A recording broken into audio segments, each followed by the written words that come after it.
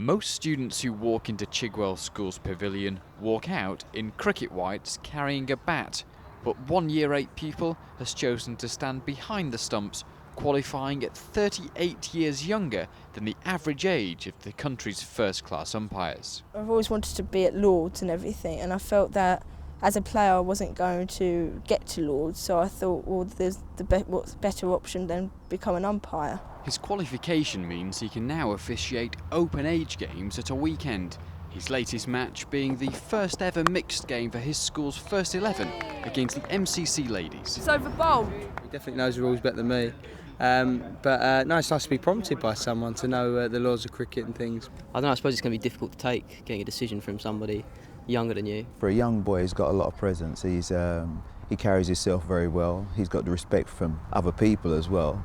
As an umpire, I think he'll go very, very far. His mum is an enthusiastic scorer, while his dad an umpire too, although he only passed his exam on the course before his son did. And like every umpire, Hugo comes with his own unique style. I don't think I'm flamboyant as much as some umpires around the circuit, but I don't like to be a bit static. I like to enjoy it, and I think the only way you do enjoy it is if you really just let yourself go. Concentration is the main key, because there's always going to be situations in the game which not easy to tell as an umpire whether you think it's out or not out, but you've got to be able to cope with that pressure. But it's just nice just to see, one person having really taken the sort of step forward that we hope a lot of others will do as well. We have an under-15 Bunbury festival each year, and they certainly play out on the middle here at Lords, and they're here again this year.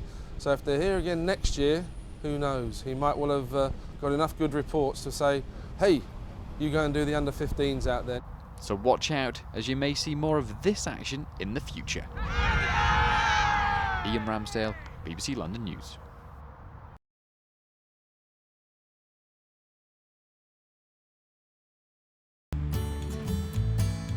One of its most iconic cars is the Miner, which was launched some 65 years ago.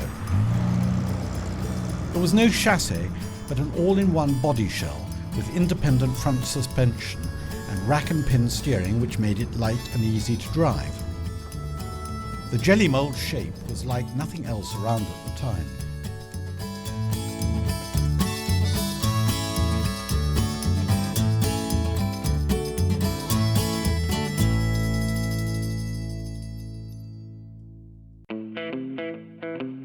And if there's one thing that the cars themselves love, is being surrounded by others. So what better way to celebrate the centenary of Morris cars by getting a couple of friends round?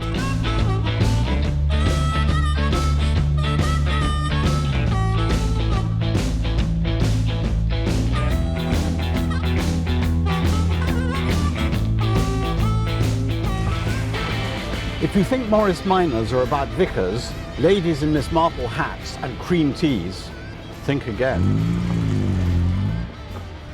The Cornish Morris Miners Owners Club have around 100 members, and they meet about once a month. An opportunity to get bumper to bumper with their Cornish companions. We're not actually affiliated to the national club, we're a club in our own right. The way Cornish people do things. We do static displays, and we have auto jumble twice a year, which is like a jumble sale for car bits, and we raise money for local charities every year. We've been going since 1979. Some people have one car, some have 3 or 4. People love them. I think they've got a happy sort of disposition, the cars, and it brings out the best in people. Smile and wave. On the King Harry ferry this morning on the way over, I had some Russian sailors admiring it, and they were asking me how you pronounce the name, so they got Morris in the end. Well, I've always loved them. I learnt to drive in one, and this is our 4th. And there is a real camaraderie amongst the club. We have lots of fun. We go out on trips and, days out. When we go out anywhere, she always sits by the door of Edith to say, is it that car today?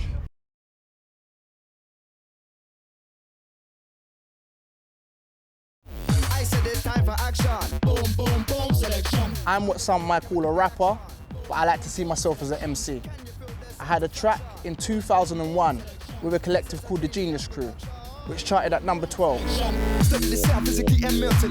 Last year, I had an idea about writing a track on how I viewed London in 2012. Initially, I saw this track as an opportunity of raising my profile. Now it's turned into something completely different. The Rain Man came and he reigned on the game. 2012, it was time for a change. Feeling like the Roman Empire in the height of his... Whilst writing the lyrics, it really dawned on me what the Olympics really was about. And I realised that it wasn't about me, it was about everybody in London. So I composed the element for a children's choir and wrote to as many schools as possible to see if I could get any involved. It wasn't easy, but when we did get everything together, I realised it was the track's X factor. Today is the beginning of forever. You gotta give it everything you got. And this track is about you lot making it and doing whatever you want to achieve in life. When I was going to school, I didn't have this kind of opportunity. And hopefully you lot are inspired by this track. And make the future be yours, and good luck. 8 months down the line, the track is now finished. We've recently put a version up on the internet. Already got 10,000 hits. Looking at the track, from what it was then to what it is now, it's 10 times better. I just hope people like it.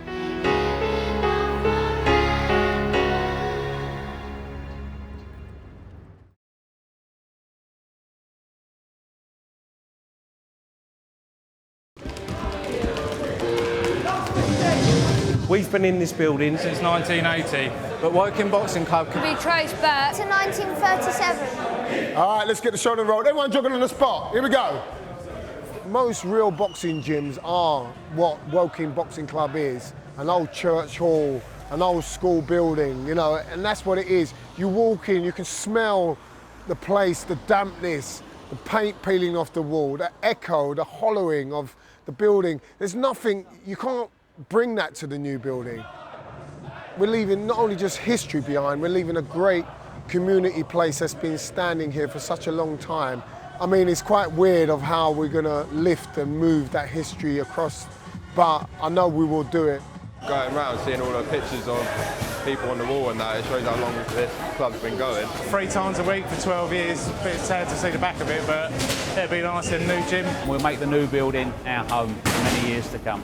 Just the fact that we're listed as one of the Olympic training venue, that says everything. It says what Woking Boxing Club's all about. It's great, it's fantastic, it's 21st century and it's Olympics.